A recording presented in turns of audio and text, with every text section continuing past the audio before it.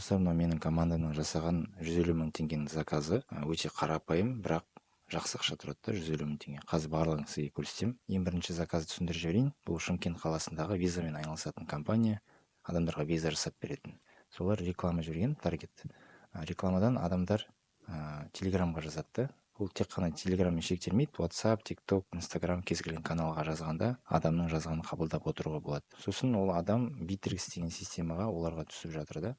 Сол Bittrex-ке түскенде адам қолмен жауап бермеу үшін біздің жасанды интеллект адамның орнына адамдарға сұрақтарына жауап беріп жатыр. Енді мына шаблонды нөлден бастап түсіндірейін. Ең бірінші шаг ол мына Bittrex веб-хук деген шаг. Бұл жерде біз просто сигнал күтеміз.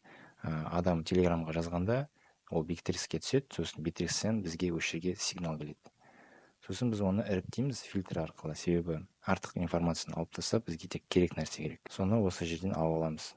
Келесі шаг мына keys and tokens деген шаг. Бұл жерде біз просто Bittrex-тің API-ін сақтап қоямыз да, қай жерге обращение жасайтынымызды. Осы адреске обращение жасаймыз.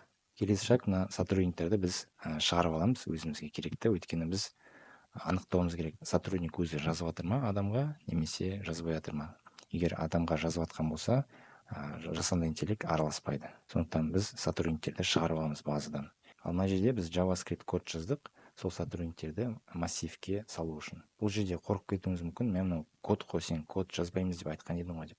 Бұл кодты да ChatGPT-мен жазуға болады да. То есть код жазудың қазір қажеті жоқ. Келесі шаг біз деген банағы условияны тексереміз. Бана айттым ғой, егер адам уже жауап беріп жатса, шын адам, онда араласпайды. Егер сотрудник жазып жатса, онда ештеңе істеме деген сөз да.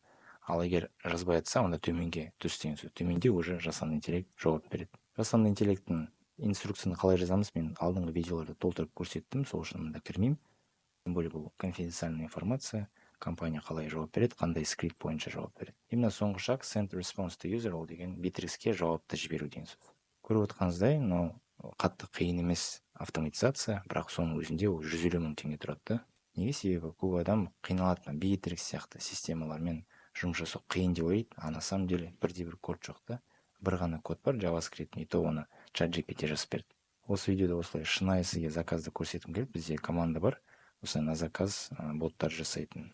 Дәл осы шаблонды мен өзімнің жабық қауымдастығыма салып қойдым. Менің қауымдастығыма қосылып, осы нәрселерді үйреніп, Bittrex-пен интеграцияны енді сіз осы шаблонмен жасай аласыз. Және әр заказға 150 мың теңге ақша таба аласыз. Сол достар, осы ниша әлі толмай тұрғанда кіріп алыңыз. Көріп отқаныңыздай, негізіне қиын емес, тек үйреніп алып жасай беру керек.